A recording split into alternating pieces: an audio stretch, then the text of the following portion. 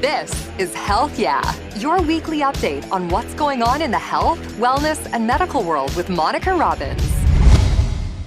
It's something that millions of Americans struggle with, their weight, and now there are medications out there promising to help you drop the pounds fast. But is it too good to be true? Today we tackle everything to do with weight loss medications, from which ones work best to which one of your providers can give them to you, to whether your insurance will even cover them, and how you can pay for them out of pocket for less if your insurance won't pick up the tab. Plus, we take a look at why these drugs are so controversial and the diabetics who need these medications and whether those reports of shortages are real. We have your best prescription for life when it comes to dealing with medicated weight loss straight ahead.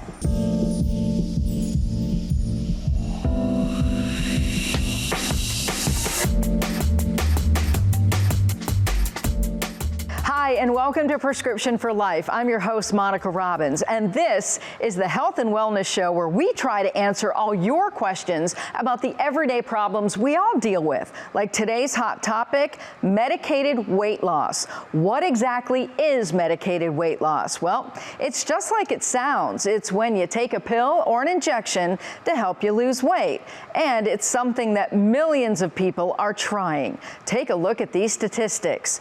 More than 40% of American adults have obesity. About 30% are overweight. When you look at kids, 20% have obesity. That's nearly 15 million children. 1 in 8 preschoolers have obesity. With numbers like that, it's no wonder pharmaceutical companies are coming up with more weight loss medications. And you've probably seen the advertisements. It seems everyone has joined this weight loss craze, and for good reason. They work. That's the good news. The bad news, they're very expensive. We're going to unpack all of this with an expert from Cleveland Clinic who is going to talk to us about the different drug options, how to pay for it all, and maybe most importantly, the stigma around obesity and why it's so important to talk to people who have obesity, not obese people. After all, we say people who have cancer, not cancerous people. And obesity is a disease, but it's a disease that can be treated. We'll get into all that in just a moment. But first, here's a look at one woman's story, from bariatric surgery to weight loss medication Wegovy, from reporter Meg Ferris at our New Orleans station, WWL. Ramsey Hare says she was always the overweight child, then the heavy girl in high school, college, and nursing school. By her 20s, her weight surged to 380 pounds. But at 30, a birthday trip to the beach changed everything. And I came back and I looked at the pictures and I was devastated. I had no idea that I looked like that. She could no longer deal with the emotional pain. Traveling on an airplane, having to ask for a seatbelt extender, and just little things like that, that emotionally was traumatizing. So 10 years ago, she turned to the surgical specialists of Louisiana for bariatric surgery called the sleeve. With her post-surgical stomach smaller, which also puts those dysregulated hunger hormones more in balance, Ramsey got down to the 150s in 15 months. I've not ever been hungry since surgery. That's so liberating. It was amazing. The weight stayed off for a decade. At 40, she became a newlywed and wanted to become a mom. But a year and a half of fertility treatments, injections of hormones, along with steroids, reversed a lot of the gains she had made in maintaining her weight loss. In the first probably 6 months, I was up already 40 pounds. And I was terrified. None of my clothes fit. My scrubs didn't fit for work. It brought back so many painful, depression memories and just the anxiety. And you're gonna hear it click initially for the needle puncture. But all those painful emotions went away fast. A wonder drug is new to the market. And so I was like, sign me up. With the FDA approval of Wegovy. It's simple, it's painless, and it was a miracle. In 3 weeks, I lost 18 pounds, and by 3 months, I had lost 38 pounds. And so by 6 months, I had lost almost all of it. I was up to 47 pounds. For several years, Ozempic has been on the market to treat type 2 diabetes. It improves the way the body handles excesses of the hormone insulin. A side effect was that patients lost 15% of their body weight. So last year, it was reformulated and approved for weight loss for patients who are not diabetics under the name Wegovy. But this drug is not a stimulant. It simply makes you feel full. We know that it affects your brain. It mimics a hormone that affects the satiety centers in your brain. Bariatric surgeon Dr. Matthew French of Surgical Specialists of Louisiana says about 20 of the clinic's patients have used Wegovy. And they say that they just don't get hungry. They don't want the food. They don't have the cravings. And that's a powerful tool for losing weight. And I wasn't hungry, which was great. The best thing about this drug is it made alcohol taste horrible. Any more weight loss? But after 6 months, Ramsey's no longer on Wegovy. Her cost-saving coupon ran out. Most Louisiana insurance companies don't pay for weight loss medication like hers. Despite the long-term cost savings when people maintain ideal weight, companies don't include it in their coverage. The other problem is the drug is in high demand and it can be difficult to get. And so if insurance would cover it, you'd have a lot more patients on it? Definitely. Now, it doesn't take the place of surgery. Surgery is still about twice as effective as this medication for weight loss. But compared to diet and exercise alone, it's a no-brainer, complete game changer. Wegovy is for people very overweight or obese. LSU Health exercise and obesity expert Dr. Melinda Southern says too much insulin in the blood causes fat storage in the belly. So people who don't have a metabolic health problem and those who don't qualify for this drug can get the same effect on controlling their insulin metabolism the old-fashioned way. One is eating a Mediterranean diet. The reason why insulin is secreted is because you've injected either sugar or some kind of starchy carb that triggers it.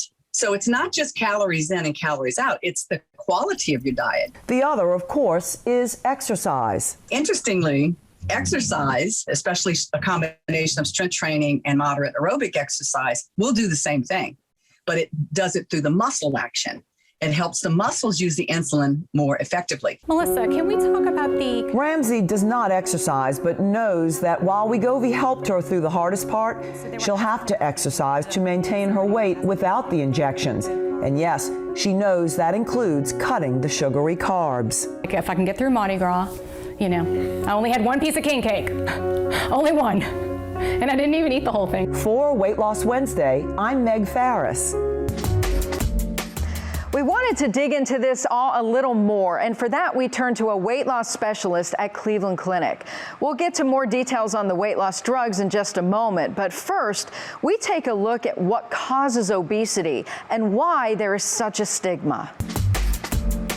I'd like to welcome Dr. Scott Butch, the Director of Obesity Medicine at the Bariatric and Metabolic Institute at Cleveland Clinic. Thank you so much for being here. My pleasure. Thank you for inviting me. We're talking about obesity. We're going to be talking about diets. We're going to be talking about weight loss drugs, pretty much the gamut of everything. So I know one of the things that you wanted to address is the stigma of obesity.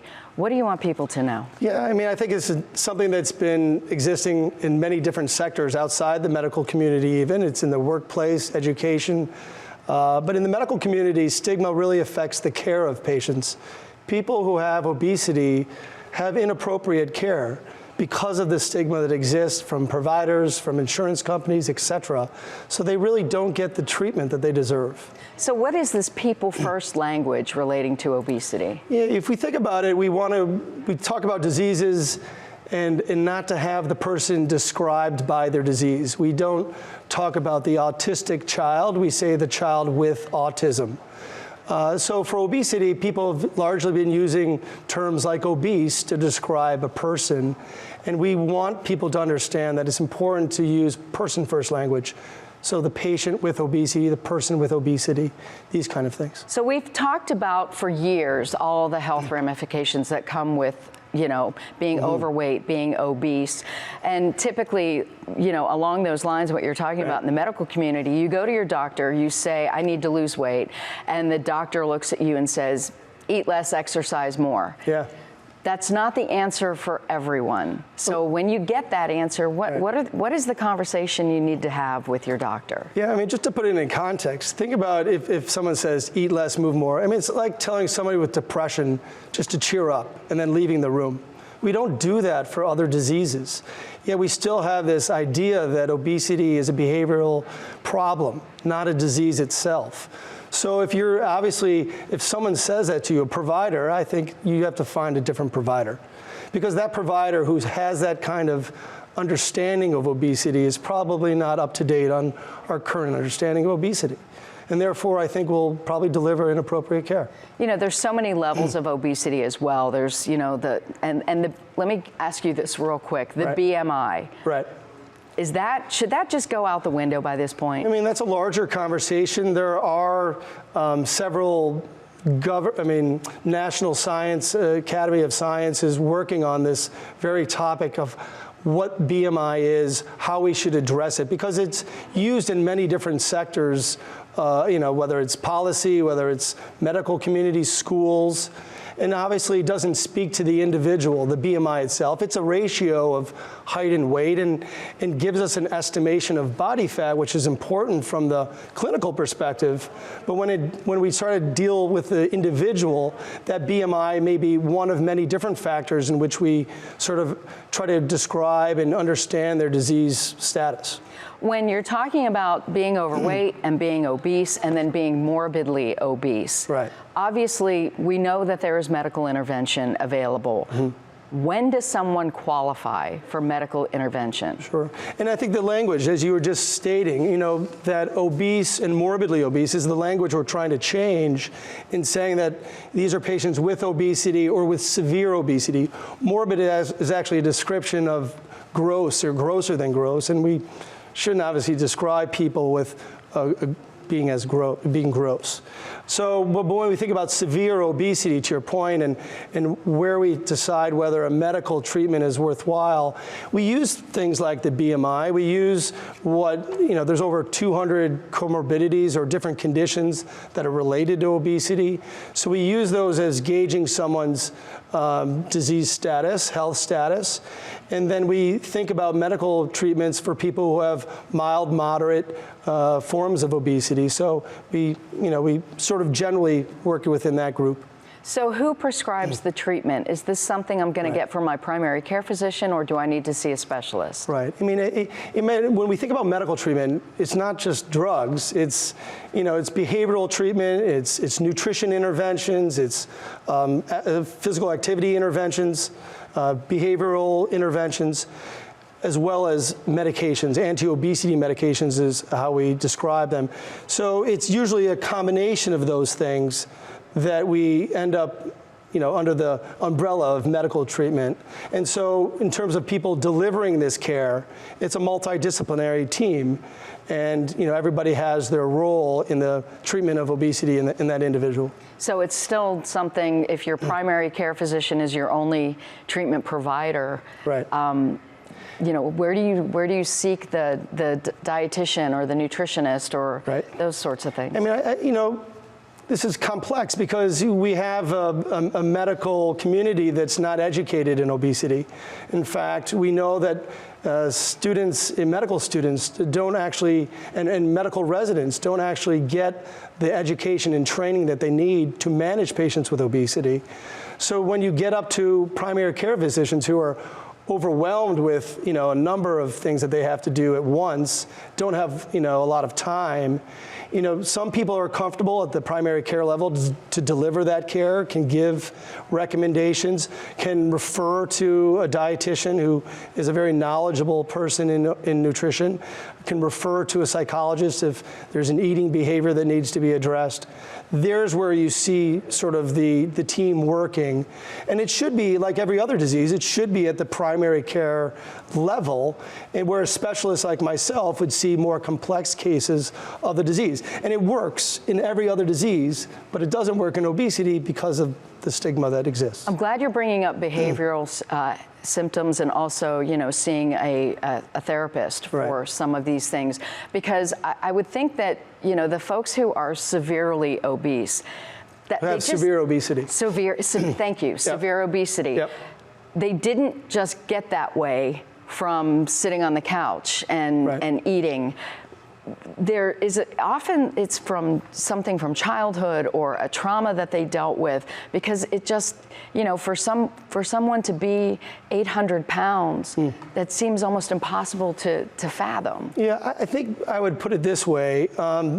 We have to think about obesity. You think about it like cancer. We understand that there's different types of cancer: lung cancer, breast cancer, prostate cancer, and we treat that specific type of cancer differently from one another.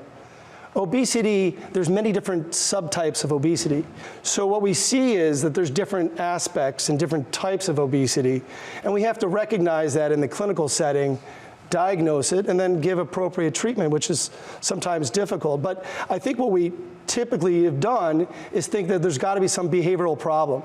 And I think to your question and your example with things that we see on TV, 800, 1,000 pounds, that shows you the complexity of, and that's probably a certain subtype. I could get put on steroids and develop obesity, not because of my diet or my physical activity or my sleep patterns, but because of a drug. And drugs, probably account for 5 to 15% of obesity themselves. So it gears towards the complexity and then treating the individual with obesity, which... And it goes back to the stigma. Of course. Food did not necessarily cause all of this. Let's move on to the hot topic that everybody wants to know about, these weight loss drugs that everybody's talking about, Wegovy and Ozempic. Wegovy, FDA approved for weight loss. Ozempic, not quite yet. But we're seeing all over social media, we're seeing celebrities taking these drugs. These drugs are not cheap. And not necessarily covered by insurance. What do people need to know? Yeah, complex scenario that we have. But right now, this was maybe a year and a half ago, in the summer of 2021, a new medication came out, and you said it, semaglutide 2.4, which is called Wegovy. It actually is the same drug as Ozempic, same exact drug, just a higher dose. But 5 years earlier, Ozempic had been FDA approved for diabetes and has existed and probably helped many people with their weight unknowingly. But Wegovy was approved for obesity. And actually, these drugs have been around for 15 years. They're not new, but they see this once a week delivery seems to be very, very effective in treating obesity, with probably about a 50 to 75% increase of its effectiveness than some of the other drugs that I've used, over the last decade and a half. Everyone wants access to these who, maybe has 10, 20, 30 pounds to lose. Are they the people who should be seeking these medications out? And, when you go to your physician, is this just something, hey, prescribe me this? Typically, to your point of if someone who needs to lose a little bit amount of weight, we don't have a lot of data to suggest where that, what that outcome is. Obviously, it's only approved, these medications are only approved in people who are overweight or have with a comorbidity or have obesity, which is a BMI of 30. But that's a complex question that, speaks to the complexity of the situation. And they're incredibly expensive, though. Yeah, I mean, that speaks to our healthcare system, really, and the fact that insurers just don't get it. They're sort of stuck in the past of thinking that obesity is a behavioral problem. And you can think about it with stigma, as we brought up in the very beginning. If you have people in positions of power, whether it's legislators, whether it's insurance, medical directors, whether it's principals of school systems, whether it's your physician or provider, if they have stigma, then you're going to see why these things happen. So these drug companies want to get their money back. They're clearly overpriced. We know that. But the fact that insurance companies don't cover the treatment of obesity isn't largely the problem. And that, that speaks to the bias that exists. So when you look at these medications, though, they're meant for diabetics in the beginning, and now, Wegovy is approved for weight loss, but now everybody wants them, and we keep hearing stories of shortages. Sure. Is that actually really happening, and what is the solution for that? You have this increased awareness. You have patients who are excited and hear this in the news, and so they go to their doctor wanting to use this medication. People don't want to have surgery because they're concerned about that, even though it's the most effective treatment out there. And so they have this increased wanting to do medical treatments. So you have this ability of a confluence, a perfect storm, if you may, that has come together with increased awareness, increased demand. There are actually shortages in the beginning in terms of the production of the drugs.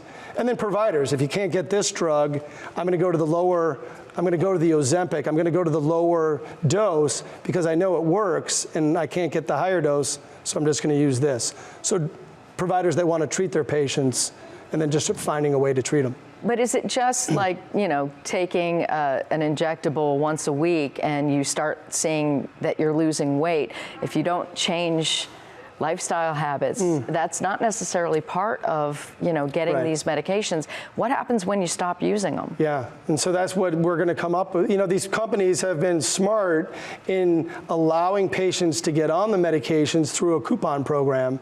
And that's been 6 months or 12 months with a newer medication. And so people are on these medications through the coupon program, sort of, despite the insurance company not covering it, but they're going to have a strong realization that once that coupon is not available at a low price of $25, $100, that they can't afford $1,000. So they're going to have to come off a medication.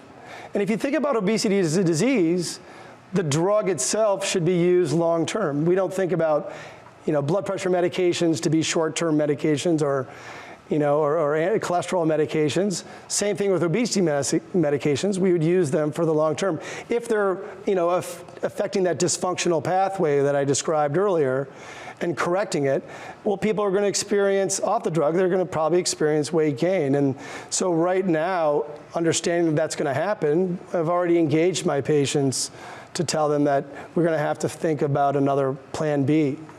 And that's okay, because we're going to do what we've done for the last 20 years, is try to figure out what drug with what person and move on. Because $1,500 a month is a little difficult for we're not all Hollywood stars. Exactly. Yeah. You brought up surgery, and that, of course, is your specialty. So bariatric surgery has changed quite dramatically in the last 20, 25 years since I've been covering it.